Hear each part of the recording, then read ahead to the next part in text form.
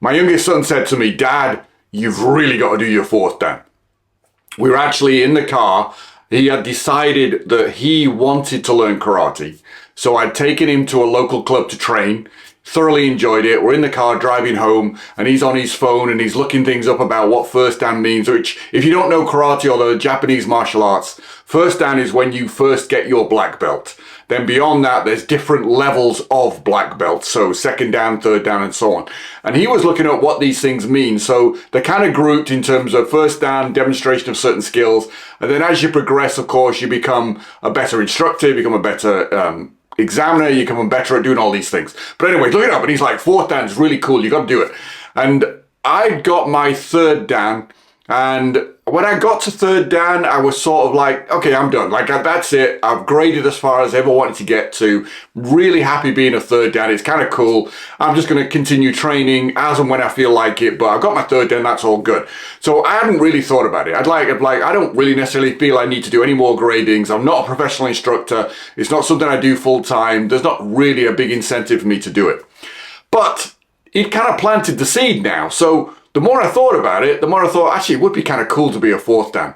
So the thing was, I hadn't actually graded. I mean, it'd been roughly about 10 years since I'd done my third dan, getting close to it anyway. And the other side of it was, I'm now in my mid-50s, like in the second half of my mid-50s. So the things my body could do, say, back in my 20s, and the things it can do happily in my 50s, very different things. But I kind of thought, okay, I want to do this. How's the best way to go about it? So the following Saturday morning, I headed back to see my instructor who runs a different club. And so I kind of surprised him on Saturday morning. I turned up and he's like, wow, are you back? He said, you know, are you back for good? I said, yeah. I said, I've got this in my head now that I'd like to do my fourth dan. So with your permission, if that's possible, and I kind of thinking if I can train solidly over the next 12 months, then I might be in a position to do it. Obviously, you'll be able to tell me if I am. And he said, yeah, that sounds all cool. Let's get back into it. Now, no one expects you in your 50s to be as athletic as you were in your 20s. Like nobody thinks that way. Yeah, my instructor even said to me, he said, look, I'm not looking for you to be able to do, head height kicks and things like this. He said, nobody's looking for that. Nobody realistically expects that of you at your age. The thing is, I expect it of me. Like, I didn't want age to be a determining factor in how well I passed my fourth dan. Like Carol Dweck, she wrote a book on growth mindset. So her whole thing is this concept of growth mindset versus fixed mindset. So fixed mindset is very much like, if you think of it as a spectrum, right, extreme fixed mindset, in my opinion, is very much this idea that you're born with certain talents, you're born with certain skills. So if you're born with them, that's great. You get to use them, you get to do something with them, and obviously you can excel in a certain area. But a fixed mindset also is like, if you're not born with that, if you're not born with a certain innate talent or an innate personality or whatever it might be, then there's nothing you can do about it, and there's no point trying because nothing's ever going to improve. That's a fixed mindset. And so that idea of you're in your 50s, nobody expects this. It's like they might not expect it, but that's kind of in my head, that's sort of leaning more towards a fixed mindset than a growth mindset. Whereas growth mindset is, actually, maybe I can do something about this. Maybe there is still a way to improve my agility, my mobility, my flexibility, my strength, my power. Maybe regardless of my age, I can still do something about that.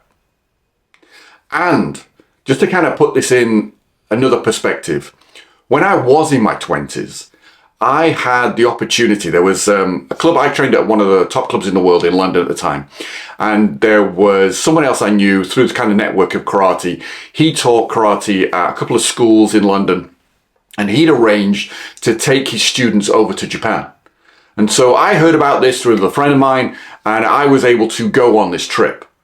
Now, we were there for a couple of weeks, and it was an amazing trip. I'll probably tell you about it in another video. But while we were there, we got the chance to sit in on what's called the instructor's class. So we weren't allowed to train in this class, but we were allowed to sit and watch. Now, one of the guys in the class who originally was teaching the class and training, and I watched him through the class. When the class finished, he did some extra training on his own, and I watched him again. This guy was in his 80s. Now, I was in my 20s, I had got my black belt. I was fit. I was strong. I thought I was something. This guy blew me away in every area. More power, more speed, more agility, just more of everything. I mean, he was extraordinary. But also in my head, it was like, I want to be like that when I'm in my 80s. So I've had this idea all the time. So when somebody said to me, or my instructor said to me, like, nobody expects you to be as athletic as you were in your 20s. Like, actually, I do, and I have evidence for it. I've seen someone who's extraordinary later in life. So it's like, how do I achieve that? Can't do it the same way I used to train, like the way I trained in my 20s, the way I trained in my 30s and 40s. Just doing what I was doing then, that's not going to work anymore. I need to do something different. So I needed a plan. Now, you can imagine, having seen that guy in his 80s and the way he moved, that actually really fired up an interest for me in terms of health and fitness and longevity. And I've had that since I was in my 20s. So I've always had this massive interest in understanding health, understanding fitness, kind of really pushing the boundaries on what is possible or what's perceived as possible.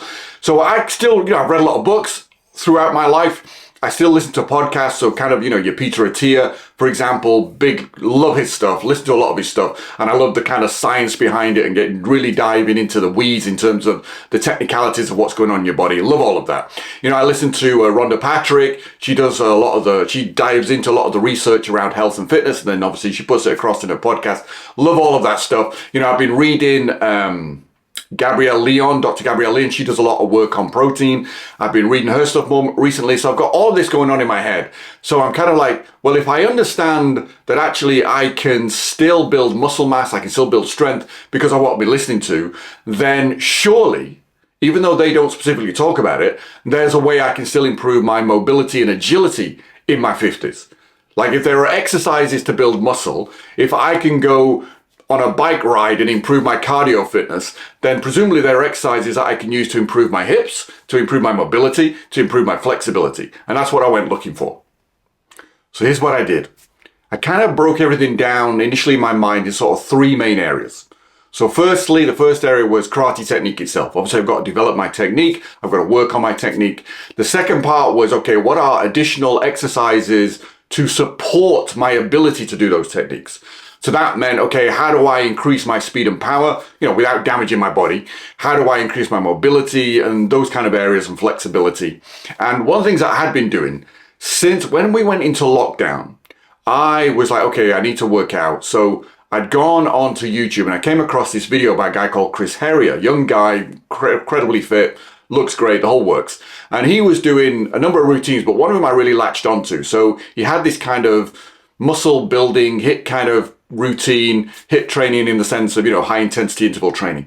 And so what he did was there was 7 exercises and you would do an exercise for 45 seconds and have 15-second rest. Now I'd been doing that routine. So it'd take you about 7 minutes for 7 exercises. It'd take about 7 minutes to get through it. And I would do 3 lots of it. So 3 rounds of it. So I was doing that a couple of times a week and I've been consistently doing that. So I thought, okay, look, I can actually modify that so that once a week I just do it as is. And once a week, I modify it where some of the exercises are just karate techniques. So to do my 4th dan, there were specific combinations that I had to demonstrate in the grading. So I knew about these in advance.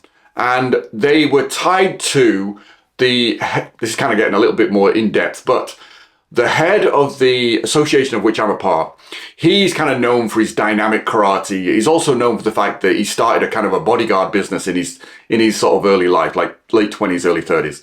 And he's based in Japan. He is Japanese. He's kind of known for some of the street fights he's had against Yakuza type people, gangsters, Japanese gangsters. So he developed certain techniques. And so we built these into the 4th dan grading.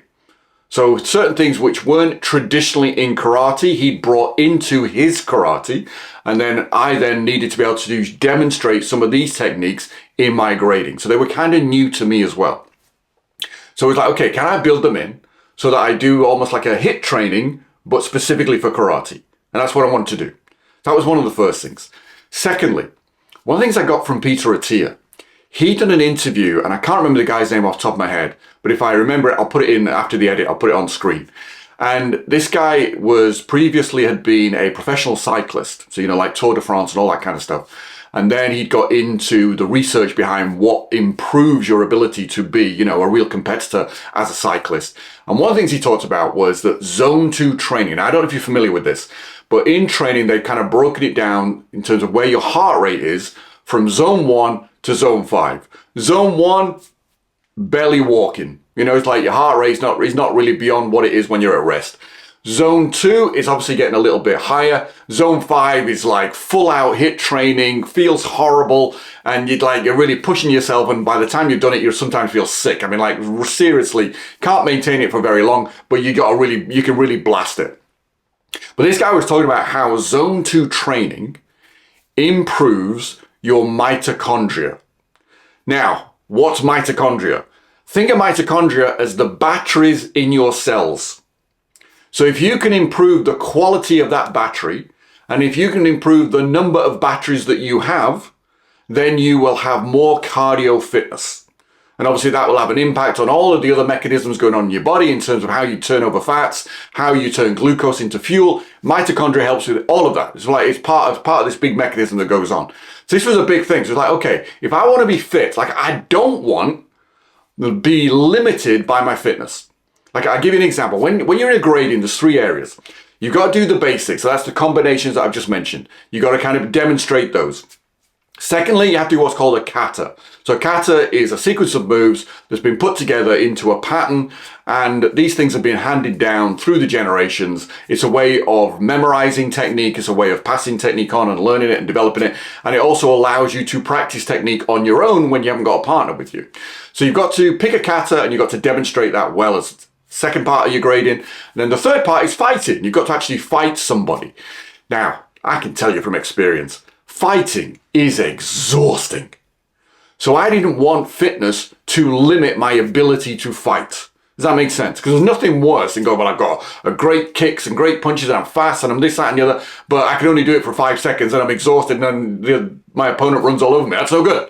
So I was really intrigued by this mitochondria training. It's like, okay, what can I do? So they were into cycling.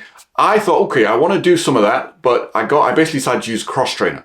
So I use a cross trainer. So I built a routine for the week. So in part of my plan, it's like, okay, I do X amount of zone 2 training a week. I do 1 session of full out, not quite zone 5 HIIT training to really boost my cardio and my VO2 max. I'm getting really technical here, but VO2 max, the amount of oxygen that you can use in your exercise, it's kind of like how you push that, and I wanted to increase that, and the best way to do that is to do serious, almost zone 5 training. We only do that once a week because it is horrible. So I built in this idea, okay, I'm going to do 2 hours each week on the cross trainer in zone 2. So I bought a heart rate monitor, I put an app on my phone so that obviously I could do all of this. And it's like, okay, I'm into this, and I'm like, got this thing, and I've got this heart rate monitor, and I'm looking on my phone, and I'm making sure that I stay in a zone 2 area. I've worked out what that should be, and I basically stay there. Rule of thumb is very simple. If you can just about maintain a conversation whilst you're exercising, and I mean just about, then you're in zone 2. Less than that, you're still in zone 1, so you're not getting the same impact. So you want to be in zone 2. But then that's a rule of thumb. But then, of course, if you've got heart rate monitor and you know where you need to be, for me, it's like I've got to be in the 120s somewhere, then I'm okay. So I built that in. I built in this, okay, I've got to do HIIT training once a week. So I started by trying to do skipping. But the problem I found with that was that when you're skipping, obviously when you got to go flat out, and I follow something called the Nordic protocol. So again, you can go look that up, or maybe I'll give you a quick overview of it. But Nordic protocol means you're doing 4 minutes as fast as you can go and maintain it for 4 minutes. So not flat out, but you can only manage 10 seconds. Like you do have to kind of monitor it a little bit, but it's like the fastest you can go in 4 minutes. And of course you want to see your heart rate really go up. So I wanted to get my heart rate beyond 140, 150, sometimes pushing 160. Like you want to be somewhere at like 85, 90, 95% of your actual maximum heart rate. So I was really pushing it, and it's horrible. But you've got to do 4 minutes of that, 3 minute rest, 4 minutes of that, 3 minute rest. So you repeat 4 times. I do that once a week. So that's what I started doing. And so I had this 2 hours on the cross trainer. I got this like 1 session of this Nordic full on VO2 max, super HIIT training, horrible feeling, feel sick at the end of it, training, and I'm glad it was only once a week, and I was doing that. And then I took this Chris Herrier routine, and I do once a week, I would just do it. But I started building in some resistance bands. So one of the exercises, for example, is a high plank to low plank. So not like a full-on press-up, but you basically are similar to a press-up. And I would do that with a resistance band. So I'm building more strength around my arms, my shoulders, and my core. And then at the end of it, there's squat jumps. Now I've discovered, actually, if you're into karate or any martial art, squat jumps are brilliant because they really improve your ability to drive forward quickly. And obviously they're building your leg strength. So there's squat jumps as part of this routine. And what I did to enhance that was I bought a weighted vest. So I had an extra 5 kilos, which doesn't sound like a lot, but when you're doing squat jumps, it really makes a difference. So I would do that once a week. And then once a week, I would take all the combinations I had to do in my 4th dan training, and I put them into this sequence. So I would do 45 seconds of one of the combinations, 15-second rest, 45 seconds of the next combination, so on and so on and so on. So I built that into this Chris Heria kind of set, HIIT style training. And I do that once a week as well. Then on top of that, I was obviously going to a karate class a couple of times a week and obviously working on technique there as well. And then the final 2 little bits on this was, obviously, doing all that extra training, you're going to need extra protein. So something I got from Gabrielle Leon, you can look her up, Dr. Gabrielle Leon. She, early in her career, had worked with elderly people, and she'd seen that, or realized that a lot of the problems they were experiencing was because they had a lack of lean muscle mass. And the reason they have a lack of lean muscle mass is because they're not getting enough protein into their diet, because as you get older, from what she's saying from her research, your ability to absorb protein isn't as good as it was in your 20s, so you need more protein again. And although I've come across something more recently that might kind of change the perspective that slightly. But anyway, the whole point was I needed more protein in my diet. So I was eating normally like omnivore kind of diet, plus on top of that, protein shakes. So taking more protein shakes to get more protein into my diet to support my training. And then the final piece on this was I had a knee injury. So that was kind of getting in the way. But I came across, and you'll find him on YouTube, Knees Over Toes Guy. So I forget his name, but Knees Over Toes Guy. And he has certain specific exercises for improving the stability of your knee and kind of the muscles down the front of your shin and your calf and so on, which all make a difference. So I incorporated all that into my training. Oh, one thing I didn't mention, I did also throw in, obviously, there was a couple of bag sessions in the week as well. Obviously, the bag's a great way of developing power because you've got impact into the bag. And of course, one of the things, and this, if you're interested in fighting, you're understanding distance and how to close distance without getting hit on the way in. Bag's really good for that because it helps you understand the distance and techniques and how you use distance dynamically. But we'll probably get a bit technical there. Anyway, why does all of this work? So here's the thing, your brain, it's something called neuroplasticity. Your brain is really good. The more you do something, the better you get at it because you build neural pathways related to that. I think if anything really demonstrates Carol Dweck's idea of growth mindset, it's the science behind neuroplasticity. I mean, that really does demonstrate how great your ability to do something new regardless of how old you are. You know that old adage, you can't teach an old dog new tricks? Yeah, you can actually. Because we're not dogs, we're humans, and we've got neuroplasticity. So make the most of it, you can use it. All right, to end result, what was the end result? Well, I had to go up to Scotland for the grading panel, of which my instructor was one of them. So a couple of examiners, both A-class examiners. And so there was 3 on the panel altogether. There was actually 3. There was 3 of us altogether also doing the grading, because it was a special grading just for the 3 of us. And so 2 of the guys I'd never met before. So obviously we had to do the basics, into the combinations. We had to then demonstrate our kata individually in front of the panel. And then we had to fight each other. So I had 2 fights, one against, one of the guys was quite a big guy. The other guy was quite small and more sort of agile and fast. So it was an interesting couple of fights. I'll tell you all about those in another story. But it all went well and I passed. So I got my 4th dan, which I'm really pleased about. It is really cool as well. So I wanted to highlight that. So, if you're interested in martial arts and you're pursuing it, keep going for the gradings. They only get cooler and cooler as you pass them. So I was really pleased. But it really demonstrated that I wasn't limited by my age. You know, I'm sure that there are some differences if I was to take a microscope and look at what's going on in my body and compare it to me in my 20s. I'm sure there are some differences. You know, we don't live forever, and although we can extend our life and probably certainly extend the quality or the health longevity of our life, you certainly, you're never going to stop the clock completely. So I'm sure there are differences, but I feel from doing that sort of solid years training, and I'm continuing with it as well, because once you've got it, it's like maintain it.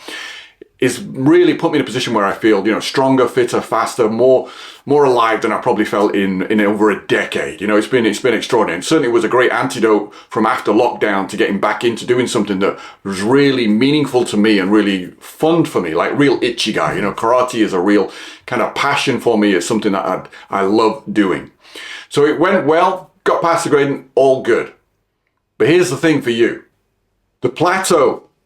I've seen this, I felt this myself. When people get particularly into their 40s, it's like you hit a plateau. And where everything's not as great as you'd like it to be, but it's not so bad that you're necessarily kind of inspired or motivated to do anything different. So question for you. Where are the plateaus currently in your life? Where have you allowed complacency to kind of sneak in through the back door? Because nothing wrong with being on a plateau as long as you don't live there. Because if you're on a plateau for too long, it becomes a rut, and a rut to a grave is only a few feet. So for me, it was like I got a little complacent. I was at 3rd dan, and then it was like, okay, actually, I want to be at 4th dan. So I raised the game, I raised the bar. And then, of course, to do that, I had to acquire new knowledge. I had to do something different in terms of training. I had to kind of allow myself to operate from a growth mindset, not a fixed mindset. So where in your life do you need to do that? In your finances, do you need to get to from 3rd dan to 4th dan? In your relationships, you need to get from 3rd dan to 4th dan. In your fitness, in your health, you need to get from 3rd dan to 4th dan. Where are you letting a fixed mindset influence what's possible for you? And what are you going to do to change that? What's the plan? What new knowledge do you need? What new skills do you have to acquire? Think about it. Journal on it. If you need help journaling, obviously check out the stuff below. And I'll see you in the next video.